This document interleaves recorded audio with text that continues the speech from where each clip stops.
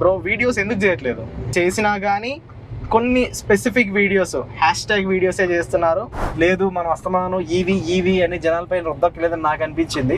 ఎందుకంటే కస్టమర్కి ఈవీ పైన అవగాహన ఆల్రెడీ వచ్చేసింది. ఈవీ వల్ల నిజాలు కూడా తెలిసాయి. అంటే ఎంత పెద్ద గొప్ప కంపెనీ అయినా కూడా ప్రాబ్లమ్స్ అయితే అవుతున్నాయి. అది ఏతర్ బండి ఉంది, ఏతర్ బ్యాటరీ రీప్లేస్ అయింది. ఎందుకు రీప్లేస్ అయింది అని కంపెనీ కూడా చెప్పలేకపోయింది. నేను దాని మీద 2-3 వీడియోలు చేద్దాం అనుకున్నాం, కానీ మనం ఇప్పటికే నెగిటివ్గా ఉన్నాం కదా. అంటే ఇప్పటికే ఈవీ బ్యాటరీ పోతాయి అని చెప్పి కొంచెం నెగిటివ్గా జనాల్లోకి వెళ్ళింది. మళ్ళీ మనం దానిపైన వీడియో పెడితే అది ఇంకా నెగిటివ్గా వెళ్తుంది, ఎందుకులే గోలని చెప్పి టోటల్గా సైలెంట్గా ఉన్నా అంతే. సెకండరీ వెహికల్గా తీసుకుంటే బెస్ట్ అంటారా? సెకండరీ వెహికల్ ఉన్న వెహికల్ అలానే అంటే సెకండరీ వెహికల్ కొనుక్కునేంత డబ్బులు మన దగ్గర ఉన్నాయా? అది కదా పాయింట్. ఓకే, మరి ఇప్పుడు బాగా డబ్బున్నోళ్ళు అనుకో, ఇప్పుడు ఇలాంటి కారు ఉంది, ఎంజీ కారు ఉంది, ఇంట్లో బెంజ్ ఉన్నాడు, అసలు నేను బెంజ్ బయటికి తెలియని నాకు ఇంకొక సెకండరీ కార్ కావాలనుకున్నాడు, కూరగాయలకి వాడికి కార్ కావాలనుకున్నాడు, ఎంజీ కామెంట్ తీసుకోవచ్చు. మీకు ఒక సోలార్ కంపెనీ ఉందని మర్చిపోయి, జనరల్ గా అసలు సోలార్ మనకి మంచిదేనా? అడ్వాంటేజెస్ ఉన్నాయా, డిసడ్వాంటేజెస్ ఉన్నాయా? అంత ఇన్వెస్ట్మెంట్ పెట్టడం కరెక్టే అంటారా? చాలా మంది ఇప్పుడు ఈ సబ్సిడీ కూడా స్కామ్ అంటున్నారు. ప్రీవియస్ గా 3 kW సోలార్ అంతే వచ్చేది, ఇప్పుడు సబ్సిడీని అడ్డం పెట్టుకొని దాని ప్రైస్ పెంచేసి మళ్ళీ తగ్గించినట్టు కటింగ్ ఇచ్చేసి సబ్సిడీ కంపెనీ వాళ్ళు దొబ్బేస్తే దానికి రీజన్ ఏంటంటే ఒకటి హై కేటగిరీ, ఇంకోటి మిడ్ కేటగిరీ, ఇంకోటి లో కేటగిరీ. ఈ హై కేటగిరీ అంటే ఓలా, ఏతర్, టీవీఎస్ ఇవి వచ్చేస్తాయి. మిడ్ కేటగిరీ అంటే ఈ 80,000 నుండి 1,20,000 రూపాయల లోపు చైనా నుండి లేదా వాళ్ళ ఆఫీస్లో R&D చేసుకొని లాంచ్ చేస్తారు కదా ఆ వెహికల్స్. లో కేటగిరీ అంటే ఇంకా మనకు తెలుసు అవి 45,000, 50,000, 60,000, 70,000. సో ఇప్పుడు మీ అభిప్రాయం ఏంటి? ఈ హై కేటగిరీ వెహికల్స్ పైన మీ అభిప్రాయం ఏంటి? లో కేటగిరీ మీ అభిప్రాయం ఏంటి? ఈ మిడ్ కేటగిరీ పైన మీ అభిప్రాయాలు ఏంటి? వచ్చింది అందుకే ఆపేశారా? అందుకే చిరాకు వచ్చింది. దేనిపైన వచ్చింది? ఈవీస్ పైన వచ్చి చిరాకు పైన వచ్చింది. అంటే ఇప్పుడు ఏతర్ లాంటి కంపెనీ, ఏతర్ నిజంగా ఎంతో స్టాండర్డ్స్ పాటిస్తుంది, ఎంతో మంచి బ్యాటరీ అని చెప్తున్నారు కదా. బ్యాటరీ ఎందుకు పోయింది అని వాళ్ళు చెప్పలేకపోయారబ్బా. నిజంగా దానికి కారణం ఏంటి? బ్యాటరీ ఎందుకు పోయింది అంటే షోరూమ్ వాడు చెప్పలేకపోయాడు. ఇన్ని చెప్తాడా వాడు? వెహికల్ అమ్మడానికి ఇంట్రెస్ట్ చూపించాడు, 15,000 కట్టించుకోవడంలో ఇంట్రెస్ట్ చూపిస్తాడు. సో మరి అలాంటప్పుడు ఈ గ్యాప్ లో ఈ 4 months మీకు ఇది అయ్యి ఒక 1 year అవుతుంది. ఈ గ్యాప్ లో మీ ఛానల్లో ఈవీ పైన వీడియోస్ వచ్చాయి. మరి ఆ బ్రాండ్స్ రీప్లేస్ చేయగలుగుతాయా? సర్వీస్ భావిస్తున్నారా? వాళ్ళ వెహికల్స్ బ్యాటరీ సమస్యలు రావట్లేదా? వస్తున్నాయి, రీప్లేస్ చేస్తున్నారు. మరి చేస్తున్నారు వీడియోస్ చెప్తున్నాను కదా, వస్తున్నాయి, చేస్తున్నారు. ఇప్పుడు ప్రాబ్లం రాకుండా ఏముంటుంది? ఫ్రెండ్స్, ఈ రోజు నుంచి మన ఛానల్లో ఒక కొత్త సిరీస్ అయితే స్టార్ట్ చేయబోతున్నాము. అండ్ ఈ సిరీస్ వచ్చేసరికి డ్రైవ్ విత్ ఈవీ తెలుగు. ఈ సిరీస్ లో మనం ఈవీ పైన కొంచెం నాలెడ్జ్ ఉన్న కొంతమంది ఇన్ఫ్లుయెన్సర్స్ ని అండ్ సెలబ్రిటీస్ ని మనం అయితే తీసుకొస్తాము. వాళ్ళని ఒక ఎలక్ట్రిక్ కార్ లో డ్రైవ్ కి తీసుకెళ్తూ ఈవీ ఇండస్ట్రీ గురించి, ఈవీలో ఉన్న సమస్యల గురించి, మొత్తం ఎలక్ట్రిక్ వెహికల్స్ గురించి అయితే మాట్లాడుకుంటాము. సో ఈ రోజు దాంట్లో ఫస్ట్ ఎపిసోడ్ అన్నమాట. ఫస్ట్ ఎపిసోడ్ లో మనతో పాటు ఉన్నారు EV specialist and EV influencer అని ఆయన్ని చెప్పుకోవచ్చు. సో ఆయనే ఆదిత్య ప్రభాకర్ గారు. రండి ఆదిత్య గారు. ఆదిత్య వర్సెస్ ఆదిత్య వర్సెస్ కాదు, ఆదిత్య అండ్ ఆదిత్య. యా, ఎలా ఉన్నారు? బాగున్నా. సో నేను బాగున్నానండి. సో మన ఫస్ట్ ఎపిసోడ్కి మన గెస్ట్ వచ్చేసరికి Aditya Prabhakar alias EV travel XP. So ఈ వీడియోలో ఈయన మనతో పాటు ఎంజీ కామెట్ ఈవీలోనైతే జర్నీ చేయబోతున్నారు. సో ఈయనని మనం ఈవీ ఇండస్ట్రీ గురించి కొన్ని క్వశ్చన్స్ అడుగుదాము, కొన్ని ఆయన పర్సనల్ ఒపీనియన్స్ ఇస్తారు అండ్ ఆయన పర్సనల్ లైఫ్ గురించి కూడా మనం అయితే తెలుసుకుందాము. సో ఇంతవరకు మీరు మమ్మల్ని వేరే ఛానల్స్లో చూసుంటారు, but for the first time మేము ఇద్దరం కలిసి ఒకే ఛానల్లో, మన ఛానల్లోనైతే వీడియోనైతే తీయబోతున్నాము. సో ఇలానే నెక్స్ట్ ఎపిసోడ్స్లో కూడా చాలామంది EV influencers, Telugu EV influencers and celebrities కూడా మనతో పాటు ఈ సిరీస్లోనైతే పార్ట్ తీసుకోబోతున్నారు. సో ఎలాంటి లేట్ చేయకుండా వీడియోలోకి అయితే వెళ్ళిపోదాము. దానికన్నా ముందు special thanks to MG. So ఈ కార్ ఎంజీ వాళ్ళదే అనమాట, ఎంజీ కామెట్ ఈవీ. సో ఈ కార్ అయితే one of the best city electric cars గా చెప్పుకోవచ్చు. సింగిల్ ఛార్జ్ లో ఇది మనకి 200 kilometers రేంజ్ అయితే ఇస్తుంది. నేను ఈ కార్ను ఒక 4 days నుండి అయితే యూజ్ చేస్తున్నాను. నా ఎక్స్పీరియన్స్ అయితే చాలా బాగుంది. దీనిపై డెడికేటెడ్ వీడియో త్వరలోనే రాబోతుంది. Stay tune for that. ఎలాంటి లేట్ చేయకుండా కార్లోకి వెళ్ళిపోదాము, వెళ్ళి మన డిస్కషన్ ని స్టార్ట్ చేసేద్దాము. రైట్ ఫ్రెండ్స్, కార్లోకి అయితే ఎక్కేసాము. బేసిక్గా మేము ఆన్ కెమెరా ఇదే ఫస్ట్ టైం, కానీ మేము ఆఫ్ కెమెరా అయితే చాలా మంచి ఫ్రెండ్స్. సో ఎప్పుడైనా ఈవెంట్స్కి వెళ్ళినా కానీ ఎక్కడికి వెళ్ళినా, సో వీళ్ళు రెగ్యులర్లీ మీట్ అండ్ వీళ్ళు regularly discuss about the EV industry, ఏం జరుగుతుంది, ఏ కంపెనీ ఏముంది, సేల్స్ ఎలా ఉన్నాయి, అవన్నీ ఎప్పుడు మేము డిస్కస్ చేసుకుంటూనే ఉంటాము. బట్ ఈరోజు కొంచెం అఫీషియల్గా వీడియో తీస్తూ డిస్కషన్ అయితే చేస్తున్నాము. సో బ్రోకి రీసెంట్ గానే టాక్ ఏం కాదు, మామూలుగానే జనరల్ టాకే, but in the official manner. మన బ్రో అని పిలుస్తాను నేను, ఆదిత్య ప్రభాకర్ గారిని. సో రీసెంట్గానే మ్యారేజ్ కూడా అయింది, నన్ను పిలవలేదు. అంటే యాక్చువల్లీ మ్యారేజ్కి ఎవరిని పిలవలేదు, జస్ట్ మేము ఒక 10 మంది తీసుకొచ్చాం అంతే. Okay okay right. So bro videos ఎందుకు చేయట్లేదు? చేయకపోవడం ఏం లేదు, జస్ట్ ఒక పెళ్లి పనుల్లో ఒక 10 రోజులు, ఒక 20 రోజులు బిజీ ఉన్నాం అనుకో. లేదు లేదు, ఇది పెళ్లి అయ్యాక కొన్ని రోజులు బిజీగా ఉన్నాం. లేదు లేదు, బేసిక్గా మీరు గత 1.5 year నుండి అసలు ఈవీ పైన వీడియోస్ చేయడమే మానేశారు. ఇంతకుముందు చాలా యాక్టివ్గా ఉండేవాళ్ళు, మాకు కాంపిటీషన్ ఇచ్చేవాళ్ళు. బట్ గత సంవత్సరంన్నర నుండి వీడియోలు చేయట్లేదు. చేసినా కానీ కొన్ని స్పెసిఫిక్ వీడియోస్, హ్యాష్ట్యాగ్ వీడియోసే చేస్తున్నారు. అండ్ ఈ మధ్య సోలార్ పెడుతున్నారు. రీజన్ ఏంటి అసలు? అసలు రీజన్ ఏంటి? రీజన్ అంటే ఏం లేదు, మనకి అంటే నాకు దాది సోలార్ బిజినెస్ ఉంది. సో నాకు సోలార్ పైన వర్క్స్ ఎక్కువైపోయాయి. అండ్ కొత్తగా నేను స్టూడియో బిల్డ్ చేసుకున్నాను. ఏదన్నా చెప్పాలనిపిస్తే, నాకు ఇంట్రెస్టింగ్ అనిపిస్తే నేను డైరెక్ట్ వీడియో చేస్తున్నా. ఇంకా అంతకు మించిన నాకు ఇంట్రెస్టింగ్ కాన్సెప్ట్ అయితేనే చేస్తున్నా. లేదు మనం అస్తమానం ఈవీ అని జనాల పైన రుద్దక్కలేదని నాకు అనిపించింది. ఎందుకంటే కస్టమర్ కి ఈవీ పైన అవగాహన ఆల్రెడీ వచ్చేసింది, మనం కొత్తగా చెప్పాల్సిన అవసరం లేదు.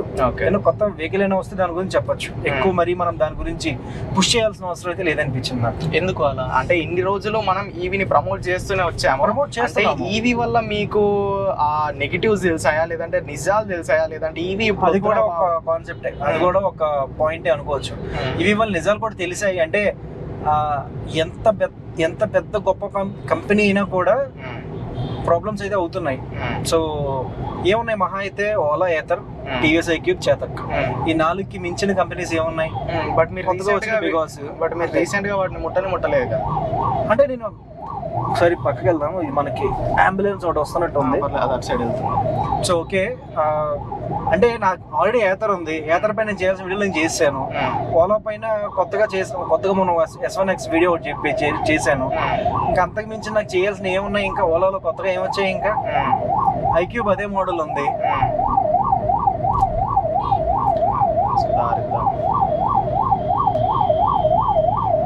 ఐక్యూబ్ అదే మోడల్ ఉంది. చేత కొత్తగా ఏమొచ్చింది? ఇంకా రావాలి కదా. అంటే నాకు కొత్తగా ఏం చేసేందుకు ఏం కనిపించట్లా. అండ్ ఇంకోటి వెహికల్స్, కార్స్ మీద కొన్ని చేయాలనిపిస్తుంది. కానీ నేను ఉండే లొకేషన్ కూడా కొంచెం మైనస్ అని చెప్పుకోవచ్చు. నేను విజయవాడ ఏరియాస్ లో ఉంటాను. అక్కడ మనకి ఇక్కడ ఇచ్చినట్టుగా కార్స్ అక్కడ ఎవరు ఏదైనా ఇస్తే హైదరాబాద్ వచ్చి చేయండి అంటారు. ఎంజీ వాళ్ళు కాల్ చేస్తా ఉంటారు, హైదరాబాద్ వచ్చి ఏమన్నా వీడియో చేయగలరా అంటారు. హైదరాబాద్ వచ్చి ఒక వీడియో కోసం చేయడం అనేది నాకు అంత వర్త్ కాదనిపించింది. ఈవీ వల్ల అసలు నిజాలు ఏం తెలుసాయి జనాలకు చెప్పాలి అవి. ఎందుకంటే మీరు ఆపారంటే చిన్న రీజన్ ఉండదు. అంత రీజన్ ఏం లేదు, నేను పెద్ద తోపేం కాదు చెప్తున్నా. అంటే నాకంత, అది ఏతర్ బండి ఉంది, ఏతర్ బ్యాటరీ రీప్లేస్ అయింది. ఎందుకు రీప్లేస్ అయింది అని కంపెనీ కూడా చెప్పలేకపోయింది.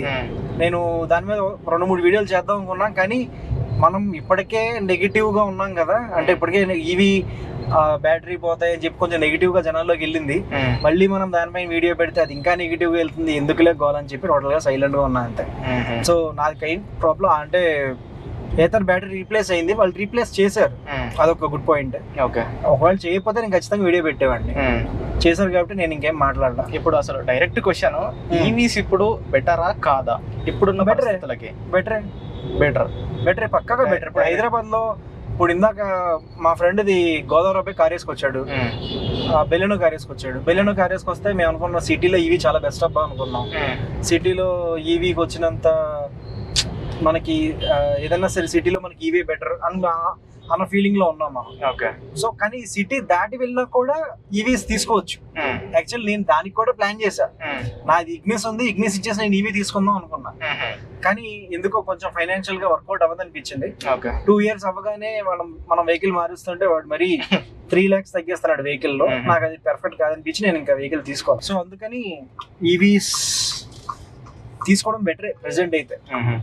కానీ ఎక్కువ తిరిగితేనే, ఇప్పుడు నాది బాగా ఎక్కువ తిరుగుతున్నాను అబ్బా నేను సోలార్ వర్క్స్ పైన. ఒక 2 years లోనే 50,000 kilometers తిరిగా కార్. సో నాకు electric car is more suitable అనుకున్నాను నేను. రైట్. మరి ఈ క్యాలిక్యులేషన్ మీ కార్ కొనే ముందు రాలేదా మీకు? అప్పుడు కార్ లేదు కదా, అప్పుడు ఓన్లీ నెక్సాన్ ఈవీ కదా. అప్పుడు నెక్సాన్ ఈవీ తప్ప వేరే చాయిస్ ఏముంది? ఇప్పుడు ఏమున్నాయి? ఇప్పుడు ఇప్పుడు టియాగో ఈవీ ఉంది, పంచ్ ఈవీ ఉంది, టిగోర్ ఈవీ ఉంది. ఓకే, నేను కార్ కొన్నాక ఈ 3 వచ్చాయి. బట్ రేంజ్ తక్కువ కదా ఇవన్నీ. సరిపోతాయి, చార్జెస్ బాగానే వచ్చాయి. ఇప్పుడు హైదరాబాద్ లో బాగానే ఉన్నాయి, అందరికి తెలిసిన విషయమే. విజయవాడలో కూడా ఓల్ట్రాన్ వచ్చింది. ఇక్కడ మధ్యలో చాలా ఐఓసి బంక్స్ లో చాలా ఉన్నాయి. ఓకే, ఛార్జింగ్ ఇన్ఫ్రా అయితే బాగా డెవలప్ అయింది. సో మొత్తానికి ఈవీ అయితే ఓకే, బెటర్. ఓకే, తీసుకోవచ్చు, బెటర్. రైట్. కానీ ఏంటంటే ఉన్న వెహికల్ అమ్మి తీసుకోవాలనేది మాత్రం నేనైతే రికమెండ్ చేయను. నేను దాని మీద కూడా వీడియో పెడతాను నా ఛానల్. సెకండరీ వెహికల్ గా తీసుకుంటే బెస్ట్ అంటారా? సెకండరీ వెహికల్, ఉన్న వెహికల్ అలానే అంటే సెకండరీ వెహికల్ కొనుక్కునేంత డబ్బులు మన దగ్గర ఉన్నాయా? అది కదా పాయింట్. ఓకే, మరి ఇప్పుడు బాగా డబ్బున్న వాళ్ళు అనుకో, ఇప్పుడు ఇలాంటి కారు ఉంది, ఎంజీ కారు ఉంది, ఇంట్లో బెంజ్ ఉన్నాడు, అసలు నేను బెంజ్ బయటికి తెలియను, నాకు ఇంకొక సెకండరీ కార్ కావాలనుకున్నాడు, కూరగాయలకి వాడికి కార్ కావాలనుకున్నాడు, ఎంజీ కామెంట్ తీసుకోవచ్చు. అలాగే సెకండరీ కార్ కింద అంత బలిసిన వాళ్ళు తీసుకోవచ్చు, పర్లేదు.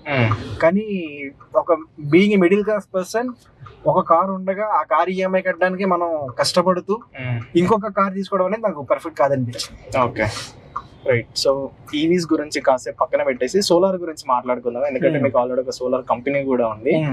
అసలు జనరల్ అంటే మీకు ఒక సోలార్ కంపెనీ ఉందని మర్చిపోయి జనరల్ గా అసలు సోలార్ మనకి మంచిదేనా? అడ్వాంటేజెస్ ఉన్నాయా, డిసడ్వాంటేజెస్ ఉన్నాయా? అంత ఇన్వెస్ట్మెంట్ పెట్టడం కరెక్టే అంటారా? ఎంత ఇన్వెస్ట్మెంట్? ఇప్పుడు 3 కిలోవాట్ పెట్టుకోవడానికి మనకి ప్రీవియస్ గా ఒక 2.2 lakh 2.3 lakh వరకు అయ్యేది. ఇప్పుడు సబ్సిడీ వచ్చింది కాబట్టి మనకు తగ్గుతుంది. సో ఆ ఇన్వెస్ట్మెంట్ ఒకేసారి సోలార్ పైన పెట్టడం ఓకే అంటారు? అంటే 1.25 lakh. సో ఎగ్జాక్ట్ గా ఇప్పుడు 2.1 lakh అవుతుంది ప్లాంట్ కి. ఒక 78,000 సబ్సిడీ వస్తుంది. సబ్సిడీ ప్రాసెస్ అనేది ఏమైందంటే సెంట్రల్ గవర్నమెంట్ సింప్లిఫై చేసింది. సో ఇది వరకు స్టేట్ గవర్నమెంట్స్ అంత సపోర్ట్ ఇచ్చేవి కాదు సోలార్ కి. ఇప్పుడు ఏం చేస్తుందంటే సెంట్రల్ గవర్నమెంట్ మొత్తం తన చేతుల్లోకి తీసుకుంది. చాలా మంది ఇప్పుడు ఈ సబ్సిడీ కూడా స్కామ్ అంటున్నారు. ప్రీవియస్ గా 3 kilowatt సోలార్ అంతే వచ్చేది, ఇప్పుడు సబ్సిడీని అడ్డం పెట్టుకొని దాని ప్రైస్ పెంచేసి మళ్ళీ తగ్గించినట్టు కటింగ్ ఇచ్చేసి సబ్సిడీ కంపెనీ వాళ్ళు దానికి రీజన్ ఏంటంటే డిసిఆర్ ప్యానల్స్ వాడాలని చెప్పి సెంట్రల్ గవర్నమెంట్ ఆర్డర్ ఇచ్చింది. ఈ డిసిఆర్ ప్యానల్స్ వాడిన వాళ్ళకే సబ్సిడీ, అంటే ఎప్పటి నుంచో ఉంది అది. దీన్ని బట్టి ఏమైందంటే రా మెటీరియల్ పెరిగిపోయింది.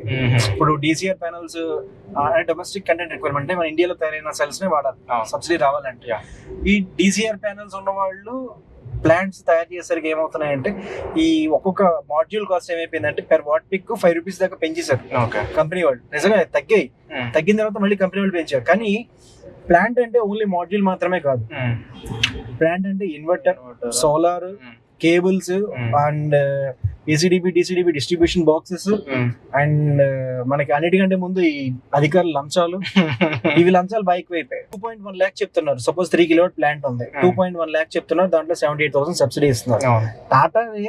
టాటా అంటే I will not mention A company, కొన్ని కంపెనీస్ ఉన్నాయి 3 kilowatt కి 2.25 lakh 2.3 lakh కోట్ చేస్తారు. సో అలాగా సో సబ్సిడీ అనేది ఖచ్చితంగా కస్టమర్కి వెళ్ళేది. అండ్ ఇంకోటి ఏంటంటే అన్నిటికంటే ముఖ్యం వెయిటింగ్ టైం పెరిగిపోయింది. వెయిట్ టైం బాగా పెరిగిపోయింది. ఇప్పుడు ఒక మీటర్ వచ్చిందంటే ఒక ప్లాంట్ మనం ఇన్స్టాలేషన్ చేసామంటే ఇది టోటల్ గా పేమెంట్ క్లోజ్ అయ్యేసరికి, అంటే మీటర్ వాళ్ళు పేమెంట్ ఎప్పుడు ఇస్తారంటే మీటర్ వచ్చిన తర్వాత కస్టమర్ మనకి ఇస్తాడు. ఇప్పుడు మనం అప్లికేషన్ పెట్టేసరికి 1 నెల అవుతుంది, వాళ్ళు ఫీజిబిలిటీ అప్లై చేసేసరికి 1 నెల అవుతుంది, మీటర్ ఇచ్చి మొత్తం అంతా అయ్యేసరికి ఒక 4 months 5 months అయిపోతుంది. ఈ 4-5 months పాటు ఆ డబ్బులు ఏవైతే ఉన్నాయో కస్టమర్ మనకి ఇవ్వాల్సిన డబ్బులు ఆపేస్తున్నాడు. సో ఇది కూడా ఇంట్రెస్ట్ కూడా పడిపోతుంది. ఇక్కడ కస్టమర్ కి డైరెక్ట్ గా అకౌంట్ లో మనీ పడుతుంది. కస్టమర్ కూడా అది కూడా చూసుకోవాలి కదా. ఇప్పుడు నేను 2,10,000 నాకు కస్టమర్ నాకు ముందే ఇచ్చేవంటే వాడు ఇవ్వడు. ఒక 5 నెలల పాటు నాకు డబ్బులు రావు కదా, నాకు 5 నెలల పాటు నాకు ఎప్పుడైతే ఆ డబ్బులు వచ్చాయో నేను మీకు టోటల్ గా క్లియర్ చేస్తాను అంటాడు. ఇవన్నీ కాంప్లెక్సిటీస్ అన్ని ఉన్నాయి. ఇది వరకు ఏమీ లేకుండా సబ్సిడీ లేనప్పుడే బాగుంది అనిపించింది నాకైతే. సో ఇప్పుడు సబ్సిడీ వల్ల కస్టమర్ కి అయితే బెనిఫిటే. ఓకే, ఖచ్చితంగా బెనిఫిట్. ఎందుకంటే ఇప్పుడు ఒక ఏసీ ఉందనుకో, ఒక ఏసీ వాడుకుంటున్న ఇల్లు ఏదైతే ఉందో మినిమం గా ఈ రోజుల్లో ఇవాళ మన టెంపరేచర్ 43 ఉంది. ఇప్పటికి ఒక 5-6 years బ్యాక్ చూసుకుంటే ఈ టైంలో ఏసీస్ జనరల్ గా ఎవరు ఆన్ చేయరు కదా. కానీ ఇప్పుడు ఏంటి, ఖచ్చితంగా అందరూ ఆన్ చేసేయాల్సిందే. ఏసీ లేని మనం బయటకు కదలలేకపోతున్నాం. ఇంకా ఇక్కడ హైదరాబాద్ లో ఓకే, విజయవాడ కానీ మా ఏరియాస్ లో ఒక్కపోతే విపరీతంగా వస్తుంది. సో ఏసీస్ ఖచ్చితంగా వాడుతున్నారు. ఈ ఒక ఏసీ రన్ చేస్తున్నప్పుడు ఏమవుతుందంటే కరెంట్ బిల్ మినిమం గా 3,000-3,500 వచ్చేస్తుంది. సో వాళ్ళకి ప్లాన్స్ ఉంటే ఏమవుతాయంటే 0 అవుతాయి. 0 మినిమం బిల్ 150 రూపాయలు వస్తాయి. అది 2,000 దాటి వచ్చే వాళ్ళకి బెనిఫిట్ అని నేను చెప్తాను. Over bill. సో ఇప్పుడు ఒక సోలార్ పెట్టుకోవాలంటే వాళ్ళకి కరెంట్ బిల్లు 2000 దాటితేనే వాళ్ళకి ప్రిఫరబుల్, అంతే, లేదంటే లాస్. అంతే. రైట్. ఇప్పుడు నెక్స్ట్ స్కూటర్స్కి వచ్చేద్దాం, మళ్ళీ ఎలక్ట్రిక్ స్కూటర్స్కి. ఇప్పుడు మన మార్కెట్లో ఉన్న ఎలక్ట్రిక్ స్కూటర్స్ గురించి ఒక్క విషయంలో వాటిని డివైడ్ చేయాలంటే 3 కేటగిరీస్గా డివైడ్ చేయొచ్చు. ఒకటి హై కేటగిరీ, ఇంకోటి మిడ్ కేటగిరీ, ఇంకోటి లో కేటగిరీ. ఈ హై కేటగిరీ అంటే ఓలా, ఏతర్, టీవీఎస్ ఇవి వచ్చేస్తాయి. మిడ్ కేటగిరీ అంటే ఈ 80,000 నుండి 1,20,000 రూపాయల లోపు చైనా నుండి లేదా వాళ్ళ ఆఫీస్లో R&D చేసుకొని లాంచ్ చేస్తారు కదా ఆ వెహికల్స్. లో కేటగిరీ అంటే ఇంకా మనకు తెలుసు అవి 45,000, 50,000, 60,000, 70,000. సో ఇప్పుడు మీ అభిప్రాయం ఏంటి? ఈ హై కేటగిరీ వెహికల్స్ పైన మీ అభిప్రాయం ఏంటి? లో కేటగిరీ మీ అభిప్రాయం ఏంటి? ఈ మిడ్ కేటగిరీ పైన మీ అభిప్రాయాలు ఏంటి? పెర్ఫార్మెన్స్ బట్టి ఎవరు కావాలంటే తీసుకోవచ్చు. పర్ఫార్మెన్స్ అంటారా, బడ్జెట్ అంటారా? పెర్ఫార్మెన్స్. ఓకే. ఇప్పుడు పెర్ఫార్మెన్స్ బట్టి ఎవడం కావాలి తీసుకోవచ్చు. పర్ఫార్మెన్స్ అంటే మనకి టీవీఎస్ 78 వెళ్తుంది, 80,000 వెహికల్ 78 వెళ్ళే క్యాపబిలిటీ వెహికల్స్ ఉన్నాయి. నీకు 80,000 వెహికల్ 78 వెళ్తే బాడీ ఎలా ఉంటుంది నీకు తెలుసుగా. బాడీ ఎలా వైబ్రేట్ అయ్యిద్ది. టీవీఎస్ 78 లో కానీ, ఓలా 78 లో కానీ, ఏతర్ 78 లో కానీ ఎంత స్టేబుల్ గా ఉంటది.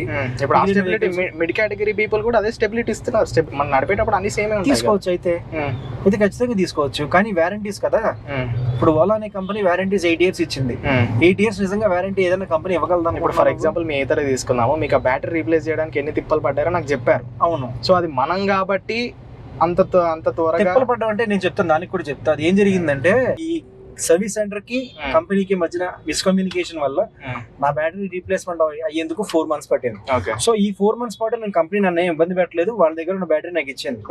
కానీ నేను ఉండే ప్లేస్ తాడేపల్లిగూడెం అవ్వడం వల్ల విజయవాడ నుంచి తాడేపల్లిగూడెం ఒక 4-5 సార్లు నేను తిరిగాను ఏతర్ పైన.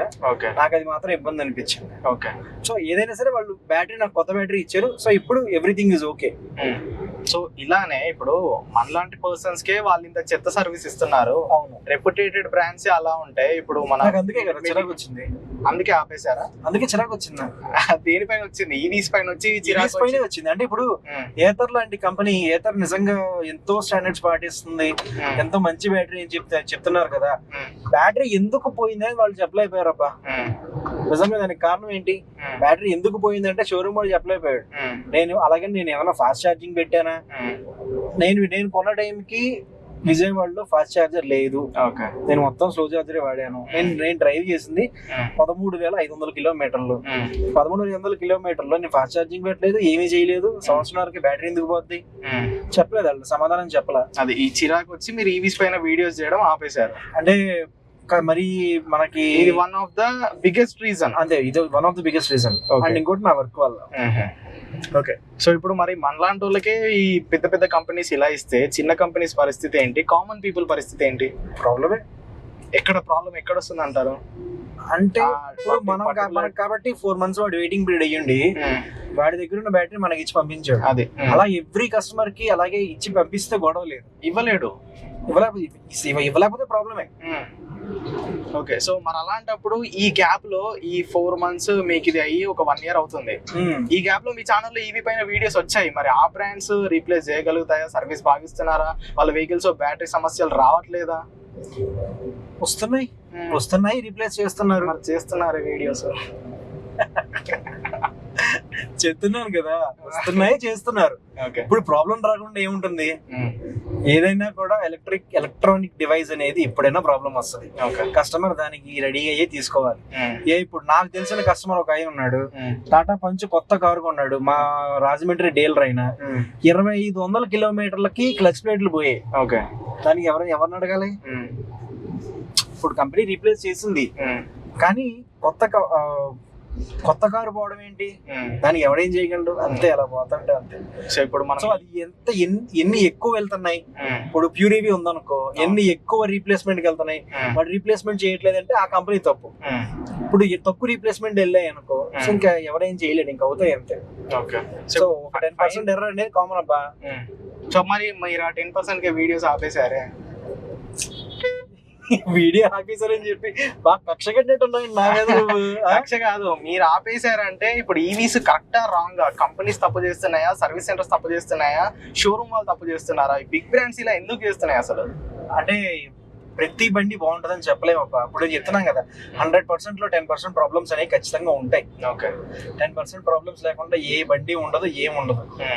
అది 10% అంటే ఆ 10% లో మనం మన దురదృష్టవంతులు అంతే. ఓకే, అది ఎక్కువ ఉన్నాయి అనుకో, 100% లో 40% 50% ఉన్నాయి అనుకో, అది చెత్త కంపెనీ అని అర్థం. ఓకే, ఇప్పుడు ఇంకొక సీరియస్ టాపిక్ గురించి మాట్లాడుకుందాము. ఇప్పుడు 80,000 90,000 మిడ్ కేటగిరీ అని చెప్పాను కదా, ఈ మిడ్ కేటగిరీలోనూ మనకి 100 కిలోమీటర్ల రేంజ్ వస్తుంది. ఆ టాప్ కేటగిరీ 1,70,000 80,000 ఏ బండి ఉందో బండి చెప్పు. హాప్ తీసుకోండి, హాప్ సర్వీస్ సెంటర్లు తక్కువ ఉన్నాయిగా. సో ఇలాంటి బ్రాండ్స్ మిడ్ కేటగిరీలో చాలా బండ్లే ఉన్నాయి. ఈ ఒక 2 years వరకు రూల్ చేసిందంతా మిడ్ కేటగిరీయే. ఓలా ఈథర్ ఇవన్నీ రాకముందు మన ఇప్పుడు ప్యూర్ ఇవి కూడా మిడ్ కేటగిరీ కిందకే వస్తుంది. అది రూల్ చేసింది కాబట్టి కదా ఇప్పుడు ఓలా వచ్చాక వాళ్ళు సైడ్ అయిపోయారు. ఇప్పుడు ఓలా వచ్చాక ఏమైందంటే ఫిల్టర్ అయ్యాయబ్బా. ఇప్పుడు మాక్సిమం ఈవీ కంపెనీస్ అన్ని ఫిల్టర్ అయ్యాయి కానీ ఆగిపోలేదు కదా, ఉన్నాయి, ఆగిపోయాయి. ఎందుకు ఆగిపోలే? ప్యూర్ వాడు కొత్త బండ్లు తీసుకొస్తున్నాడు, కొత్త బండి ఎవరు కొంటున్నారు? ఎవరు కొనకపోతే అయిపోయినట్టే. ఇప్పుడు మనం ఎప్పుడో ఒక 2-3 years బ్యాక్ చేసిన వీడియోలు చూసి కొంపటికే కొంటూ ఉంటారు. నేను అందుకే మాక్సిమం అన్ని నేను ప్రైవేట్ చేసా. కానీ ఏంటంటే ఎవడో ఒకటి చూసి కొంటూనే ఉంటాడు, బళ్ళు ఏవో జరుగుతూనే ఉంటాయి. సో ఇప్పుడు నా క్వశ్చన్ ఏంటంటే, ఇప్పుడు ఈ మిడ్ కేటగిరీలోనూ మనకి 100 kilometers రేంజ్ వస్తుంది, ఈత 1,70,000 పెట్టినా పర్ఫార్మెన్స్ అంతే. మిడ్ కేటగిరీ నీకు అంత పర్ఫార్మెన్స్ రాదుగా. ఇప్పుడు యాంపియర్ కొత్తగా నెక్సస్ అని ఒక వెహికల్ వచ్చింది, అది 1,10,000 చెప్తున్నాడు. అది నిజంగా మంచి మంచి పర్ఫార్మెన్స్ ఇస్తే ఖచ్చితంగా తీసుకోవచ్చు దాన్ని. అలాగా. Okay, so depends upon performance. ఇప్పుడు మనకి బయట 20 రూపాయలకి చపాతీ దొరుకుద్ది, హోటల్కి వెళ్తే 200 రూపాయలకి టిఫిన్ దొరుకుద్ది. మనం ఏం చూస్ చేసుకోవాలని మనం చూసుకోవాలి. ఓకే, అలాగే. ఇప్పుడు ఈ లో కేటగిరీ వెహికల్స్ ఉన్నాయి, 45,000 50,000 70,000, మీరే ఎక్కువ ప్రమోట్ చేశారు వీటిని. సో వీటిపైన అసలు నిజాలు ఏంటి? ఇంతవరకు ఎవరు చెప్పని నిజాలు అవి పర్ఫెక్ట్ గా 100% మంచి వెహికల్స్ అంటే కాదు. ఎందుకు కాదనుకుంటున్నావు? ఎందుకు కాదంటే డెలికేట్ బాడీ ఒకటి. డెలికేట్ బాడీ 50,000కి ఇంకేం ఇవ్వగలరు చెప్పు? ఇప్పుడు 50,000కి నీకు ఫోన్ సింపుల్ అప్ప. నాది Samsung S20 Samsung Z Fold 4 ఉండేది నా దగ్గర ఫోన్, 1,50,000 పెట్టి కొన్నాను. అది నాకు సంవత్సరంన్నరకే లోపల ఆ ఫోల్డ్ స్క్రీన్ పోయింది. నేను ఎవరిని అడగాలి? సంవత్సరంన్నరకు పోయింది, అది వారంటీ పీరియడ్ దాటాక పోయింది. అంతంత పెట్టుకుంటున్న బళ్ళే పెర్ఫార్మెన్స్ ఇవ్వట్లా, క్వాలిటీ ఉండట్లా. ఇప్పుడు ఓలా నిజంగా అంత క్వాలిటీ ఉందో నువ్వు చెప్పగలవా? లేదు. మరి ఓలా మరి అంతమంది ఎందుకు కొంటున్నారు? అండ్ బ్యాటరీ, బ్యాటరీ సంవత్సరం చెప్తున్నారు. సంవత్సరంలో రీప్లేస్మెంట్ ఎంత? సంవత్సరం తర్వాత పోయింది అనుకో, రీప్లేస్మెంట్ ఎంత? 15. ఇప్పుడు ఒక యాక్టివా ఉందబ్బా, యాక్టివా కాస్ట్ ఎంత? 1,00,000 రూపాయలు వేసుకుందాం. 1,10,000. ఈ 1,10,000 అంటే దాన్ని వాళ్ళు ఎన్ని రోజులు వాడుకోవచ్చు? ఒక 8 years వాడుకోవచ్చు ఈజీగా. 8 years వాడచ్చు, 10 years వాడచ్చు. ఇది ఉంది నీకు, ఈ బండి ఉంది 50,000 బండి, సరే 55,000 బండి నీకు. అలా అయినా కూడా బ్యాటరీ మారిస్తే ఇప్పుడు ఖచ్చితంగా సంవత్సరం వస్తుందని కాదు, సంవత్సరం కంటే ఎక్కువే వస్తుంది. కరెక్ట్గా సంవత్సరం వచ్చింది అనుకో, వాడు ఎక్కువ వాడినట్టు లెక్క. వాడు ఇప్పుడు రోజుకి 30 kilometers 40 kilometers తిరిగేస్తే సంవత్సరానికి పోతుంది. అలా అయినా కూడా 40 into 360 అంటే 12,000 kilometers తిరిగేస్తాడు.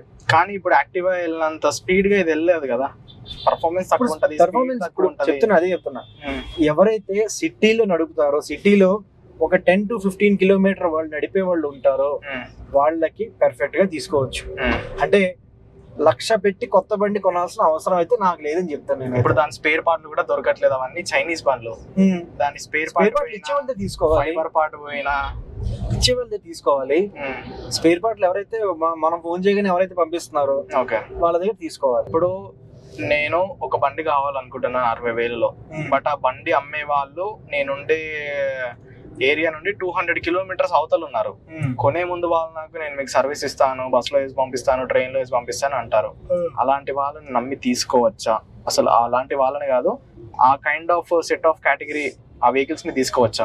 లేదా మన ఇంటి దగ్గరే ఉండే షోరూమ్స్ లో చూసి వెతికి తీసుకోవాలా? ఇంటి దగ్గర నీకు అలాంటి బండి ఉంటే తీసుకోవచ్చు. ఇంటి దగ్గర లేకపోతే నువ్వు అలాంటి బండి తీసుకోవచ్చు. ఇంటి దగ్గర లేకపోతే 200 kilometers అయినా కూడా మనిషి చెప్పే మంచి మాటలు బట్టి తీసుకోవచ్చు. ఓకే, ఎందుకంటే నువ్వు ఎప్పుడు వెళ్ళినా కూడా అక్కడే ఉంటాడు మనిషి. పైగా ఇంకోటి, ఇవాళ అయితే మనకి ఈవీ స్పేర్ పార్ట్స్ అనేది దొరకట్లేదు. రేపు అన్న రోజు దొరకచ్చేమో, ఎక్కువ దొరకచ్చేమో. ఓకే, అలాంటప్పుడు అతని పైన డిపెండెన్సీ కాకుండా సొంతంగా మన దగ్గర సర్వీస్ చేయించుకోవచ్చు అంటారు. అంతే. ఇప్పుడు ఇది కొంచెం పక్కన పెట్టేద్దాము. పక్కన పెట్టేసి రీసెంట్ గా మీతో ఒక ఇష్యూ జరిగింది, ఆ బ్రాండ్ పేరు నేను చెప్పాను కానీ అది BBMS. అసలు ఇప్పుడు ప్రస్తుతం ఉన్న కంపెనీస్ అందరిది ఒక గోల్ అయితే వాళ్ళది ఒక గోల. అదో రకమైన ప్రపంచం అది. ఆ ప్రపంచం దాంట్లోకి వెళ్ళిన వాళ్ళకి ఎంత చెప్పినా వాళ్ళు బయటికి రాలేరు, మనల్ని దాంట్లోకి లాగదామని చూస్తారు. అసలు ఆ కాన్సెప్టే చెత్త కాన్సెప్ట్. దాన్ని ఎలక్ట్రిక్ వెహికల్స్ లో తీసుకొచ్చి ఇండస్ట్రీనే చెత్త చేద్దామని చూస్తున్నారు. అసలు వాళ్ళ రియాలిటీ ఏంటి, వాళ్ళ కథ రియాలిటీ ఏంటంటే ఆ వెహికల్స్ నిజంగా మనకు తెలుసు కదా. ఇప్పుడు వేణు మోటార్స్ లో ఉండే వెహికల్ అక్కడ ఉంటది. వేణు మోటార్స్ ఆయన వెహికల్ 53,000కి ఇస్తున్నాడు. సపోజ్ వేణు మోటార్సే కాదు, సంతోష్ రెడ్డి గారు ఈవీ దగ్గర నుంచి ఆయన అంతకే 55,000కి ఇస్తున్నారు. లేదంటే మ్యాక్ మోటార్స్ 48,000కి ఆయన ఇస్తున్నారు. వీళ్ళు ఇదే వెహికల్ 75,000కి అమ్ముతున్నారు. 75,000కి అమ్మేస్తే వెహికల్ అమ్మేస్తున్నారు. దాంట్లో లిథియం వాడుతున్నారు. లిథియం కాదు, గ్రఫైన్. గ్రఫైన్ 75,000, లిథియం పడితే 1,10,000. ప్రైసింగ్ ఇదండి. మనం డైరెక్ట్ గా వెళ్ళి చెప్తున్నా కూడా మేము ఇప్పుడు వెహికల్ కొనట్లేదు కదా, 15,000 కదా మనం కొనేది, 15,000 మనం కడుతున్నాం కదా, 15,000 ఎప్పుడు కావాలంటే అప్పుడు మనకి వెళ్ళి వాడు బడ్డీ చేస్తారు. ఇదంతా ఫ్రాడ్ అని మేము నమ్మమంటున్నాడు. అయితే ఇక్కడ వాడికి తెలియని విషయం ఏంటంటే ఈ 15,000 వాడు ఆల్రెడీ ఎక్కువ కట్టేశాడు. 15,000 వాడు మళ్ళీ వెనక్కి తెచ్చుకునేందుకు 15,000 వాడు మళ్ళీ వెనక్కి తెచ్చుకునేందుకు ముగ్గురిని బకరా చేయలేడు. అది నేను దాని మీద వీడియో పెట్టా. నా కంపెనీ నుంచి నాకు బెదిరింపులు వచ్చాయి. అంటే బెదిరింపులు అంటే ఒక రిపోర్ట్ పడిందిలే, సో దానికోసం తీసేయాల్సి వచ్చింది వీడియో. ఓకే, అదే నేను నెక్స్ట్ కోసం వీడియో తీసేవాళ్ళు. ఆ వీడియో తీయడం ఉంచడం అది పెద్ద సమస్య కాదు, కానీ దాని రియాలిటీ చెప్తామని. రియాలిటీ ఖచ్చితంగా అది వెహికల్స్ అయితే ఖచ్చితంగా చెత్త వెహికల్స్. సరే వెహికల్స్ మంచివే, ఏదో ఒకటి వెహికల్ ఉంది. సి నెట్వర్క్ మార్కెటింగ్ అనేది లీగల్ ఎప్పుడు అవుతుందంటే అక్కడ నువ్వు ప్రోడక్ట్ చూపించి వెహికల్ అమ్మాలి. ప్రోడక్ట్ చూపించి వెహికల్ అమ్మాలి. ప్రోడక్ట్ చూపించి నువ్వు మార్కెటింగ్ చేయలేదు అనుకో, అది తప్పది. వీళ్ళు ఏం చేస్తున్నారంటే అది ఇబ్బంది రాకుండా ఉండేందుకు ప్రోడక్ట్ చూపిస్తున్నారు. మెయిన్ అక్కడ ఈ ఎలక్ట్రిక్ వెహికల్స్ అడ్వాంటేజెస్ ని హైలైట్ చేసే బదులు హైలైట్ ఏంటి వాడు ఏం చెప్తాడు, నువ్వు కరెక్ట్ గా వాడిది ఒక 20 minutes వీడియో చూడు, నువ్వు వెళ్ళి బండి కొనేస్తావు. ₹1,00,000 రోజుకి 50,000 సంపాదిస్తున్నాను, 60,000 సంపాదిస్తున్నాను పక్కన పెట్టు. ఇప్పుడు వాళ్ళు ఏంటంటే ఒక ప్రాబ్లం నుంచి స్టార్ట్ చేస్తారు. ప్రాబ్లం నుంచి అసలు మన భారతదేశం యొక్క మెయిన్ సమస్య పొల్యూషన్, కాలుష్యం అంటే మొదలెడతాడు. మొదలుపెట్టి ఇప్పుడు దీనికి ప్రధాన శత్రువు ఎవరు? పెట్రోల్ మనం బయట నుంచి తెచ్చుకోవడం వల్ల. అదే మనం ఈ ఇంధన అవసరం లేని విద్యుత్ వాహనాలు కనుక వాడితే ఎంత తగ్గిస్తామని చెప్పి అంటాడు. తీరా ఇన్ని చెప్తాడా వాడు వెహికల్ అమ్మడానికి ఇంట్రెస్ట్ చూపించాడు. 15,000 కట్టించుకోవడంలో ఇంట్రెస్ట్ చూపిస్తాడు. అదే ఆ 15,000 కట్టేశాక నువ్వు వెహికల్ కొనుక్కోడు అనవసరం. ఆ 15,000 కట్టేసావంటే నీకు ఇక్కడ ఏమవుతుందంటే నువ్వు 15,000 కట్టినప్పుడు ఆ 15,000 మనం వెనక్కి తెచ్చుకోవాలరా అని మనకి ఎక్కడో లోపల కొద్దిగా ఆడిపోతూ ఉంటది. సో దీని వల్ల ఏంటి, మన 15,000 మనకు వస్తే చాలు కదా అని చెప్పి నువ్వు ముగ్గురు యాడ్ చేస్తావు. ఈ ముగ్గురు అలాగే అనుకుంటారు కదా, 15,000 మనకి వెనక్కి రావాలి, వాళ్ళు అలాగే అనుకుంటారు కదా. అలాగా మొత్తం అందరూ పప్పులో కాలేస్తున్నారు. సో అది మనం ఎంత చెప్పినా మారరు జనాలు. నాకు అది అర్థమైంది. దీనికి ఏం చేయలేమా ఇంకా మనం. దీని వల్ల నాకు పెద్ద ప్రాబ్లం ఏమి లేదు, బట్ ఇండస్ట్రీకి వీళ్ళు ఒక మచ్చలాగా మారతారని నా భయం. దేంట్లో లేవు మచ్చలు? మచ్చలు అంటే ఆ మచ్చలు కాదు. ఇప్పుడు ఎలక్ట్రిక్ వెహికల్స్ అంటే దానికి సపరేట్ ఒక కేటగిరీ, దానికి ఒక పర్పస్ ఉంది. బట్ వీళ్ళ పర్పస్ వేరు కదా. వీళ్ళు మోసపోయేవాడు ఉన్నాడు కూడా మోసం చేస్తున్నాడు. మొత్తం మోసమే అంటారు. మోసమే. ఓకే, ఎందుకు మోసం కదా ఎవరంటాడు? ఇప్పుడు అది సోలార్ కంపెనీ. సోలార్ ని మొన్న వీడియో పెట్టాను, నువ్వు చూసావా? చూసాను. సోలార్ లో పెద్ద మోసం జరుగుతోంది.